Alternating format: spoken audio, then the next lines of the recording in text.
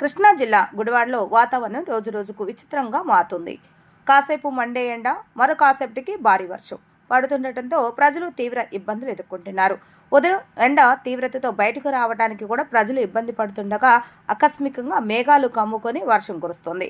వర్షం పడిన కొద్దిసేపటికే మళ్లీ బాణుడు ప్రతాపం చూపించడంతో ఉక్కపోత మరింత పెరిగి ప్రజలు అల్లాడిపోతున్నారు. ఈ ఆకస్మిక వాతావరణ మార్పుల కారణంగా జలుబు, జ్వరం, వైరల్ ఇన్ఫెక్షన్స్ వంటి ఆరోగ్య సమస్యలు పెరిగే అవకాశం ఉందని వైద్యులు హెచ్చరిస్తున్నారు. ముఖ్యంగా చిన్నపిల్లలు, వృద్ధులు, అనారోగ్యంతో బాధపడుతున్న వారు మరింత అప్రమత్తంగా ఉండాలని సూచిస్తున్నారు.